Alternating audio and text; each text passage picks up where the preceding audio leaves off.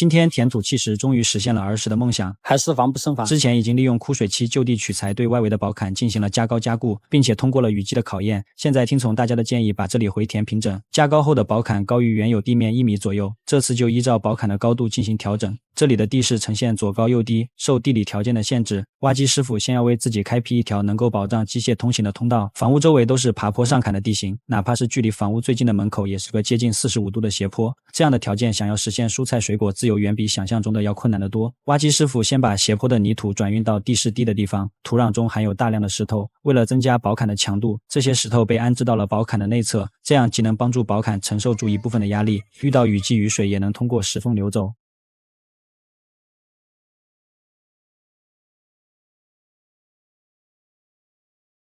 今天终于明白为什么这里之前种的葡萄产量不高，一直怀疑是我的问题。当看到这些被挖起来的石头，才意识到问题的真相。偏大有型的石料就叫师傅收集到了一起，因为旁边的斜坡此时已经被挖成了直立面，这样的落差遇到雨季可能会有垮塌的风险。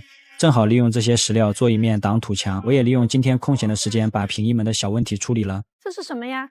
这是门的显微器，帮我扶一下。我表哥最近想换辆车，你给点建议呗。你让他去瓜子市场看一下，我们家那台宝马不是才花了8万多，现在新车掉1块，上瓜子买二手特划算。这么便宜？是啊，瓜子年底有110补贴活动，5万多就能买奔驰、宝马、比亚迪。靠谱吗？当然，瓜子每台车都经过官方专业检测，可以试开3天，要收就收，还能放瓜子上拍卖，买二手车，你让他去瓜子就对了。赶紧打开评论区看看吧。之前打造的平移门大家很期待效果，现在使用了一段时间了，目前就只是在开门的时候这个角落因为缺少限位还有一点晃动，这次改进后成品效果还是比较满意。很多云股东在问成本以及配件，今天给大家整理了一下清单，有需要的可以看看。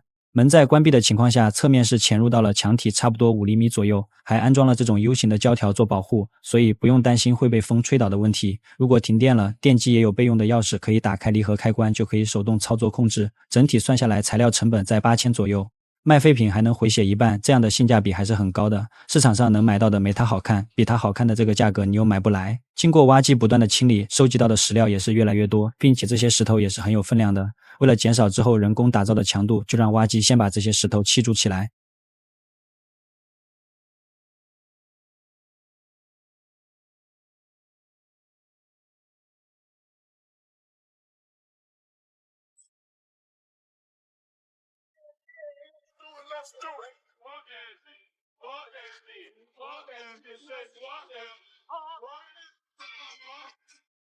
目睹挖机逐步将构想变为现实，我内心也是深感触动，从未想过实现起来会是这么的艰难。对于未曾在山区生活过的你，或许难以体会房屋周边拥有一块平坦土地的重要性。小时候我便对这种生活抱有抵触，每次下地都像是一场探险，也目睹了父辈们肩挑重担行走在崎岖山路上，那时候特别羡慕平原的地区，这可能也是为什么我家周围没有邻居的原因之一吧。计划还是赶不上变化，原本设想1天就能完成这里的整改，中途砌石头用掉了大半天的时间，只能明天再继续了。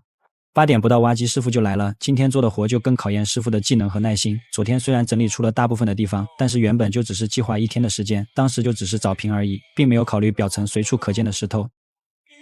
挖机反正也是按照台班计费，就让师傅在昨天的基础上进行了深度清理，把土壤表层容易被锄头挖到的石头排除干净，就这样又用了大半天的时间才把这里整理出来。今天清理又收集了很多的石料，还是延续昨天的挡土墙垒砌，但今天的石头除了基础的几块石头以外都是比较小的。随着挡土墙的加高，挖机的角度越来越刁钻，并且石头大小不一，靠机械很难掌握放置的位置和方向，这时候还是需要人工与机械协作配合来完成。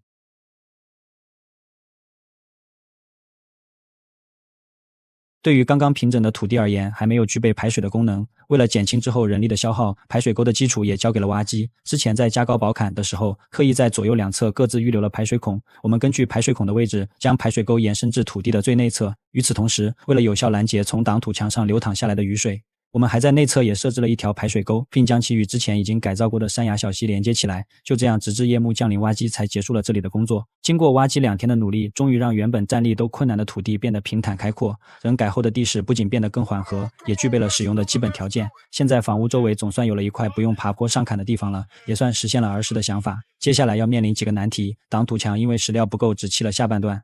其余地方应该怎样加固？排水沟在纠结是预埋管道还是砌砖用案板？土里还含有大量的小石头，能种点什么呢？